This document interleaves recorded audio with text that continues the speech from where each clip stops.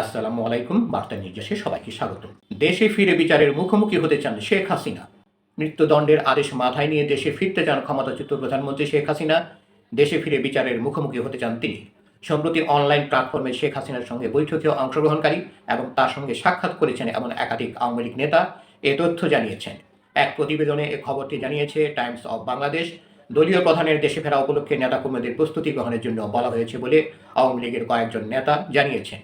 আওয়ামী লীগের নেতারা শেখ হাসিনা দেশে ফেরার বিষয়ে যাই বলছেন না কেন, রাজনৈতিক বিশ্লেষকরা বিষয়টিকে স্ট্যান্ডবাজি হিসাবে দেখছেন। তারা মনে করছেন এটি দলের নেতাকর্মীদের চাঙ্গা রাখার কৌশল মাত্র। আসলে তিনি বর্তমান প্রেক্ষাপটে দেশে ফিরবেন না। 2024 সালের 5 আগস্ট গণঅভ্যুত্থানে ক্ষমতা হারিয়ে ভারতে আশ্রয় নেওয়া শেখ হাসিনার বিরুদ্ধে মানবতা বিরোধী ও গণহত্যা মামলায় ইতিমধ্যে আন্তর্জাতিক অপরাধ ট্রাইব্যুনাল ফাঁসির রায় দিয়েছেন। আওয়ামী লীগের যুগ্ম সাধারণ সম্পাদক আহম বাহাউদ্দিন নাসিম টাইমস অব বাংলাদেশকে বলেন, শেখ হাসিনা দেশে দ্রুত সময়ে ফিরতে চান, সেজন্য যেসব প্রস্তুতি গ্রহণ করা দরকার তা আমরা করেছি। তিনি যেভাবে ভারতে গিয়েছেন সেইভাবে বীরদর্পে দেশে ফিরবেন। এ ধরনের বক্তব্যের আসলে বাস্তবতা আছে নাকি কর্মীদের চাঙ্গা করা কৌশল, এমন প্রশ্নের জবাবে তিনি বলেন, একটু অপেক্ষা করুন। শেখ হাসিনার দেশে ফেরা উপলক্ষে বিপুল জনসমাগম করতে আমরা প্রস্তুতি নিচ্ছি। তিনি আরও বলেন, এই মুহূর্তে দলের অসহায় নেতা কর্মীদের পাশে দাঁড়াতেই দেশে ফিরবেন শেখ হাসিনা। সম্প্রতি শেখ হাসিনার সঙ্গে সাক্ষাৎ করেছেন ইউরোপ আওয়ামী লীগের এক নেতা।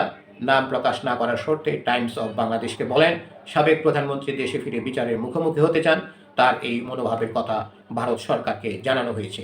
এমনকি তিনি আগামী 15 আগস্টের আগেই দিল্লিতে বাংলাদেশ হাইকমিশনের কাছে ট্রাভেল পাস চাইতেও পারেন।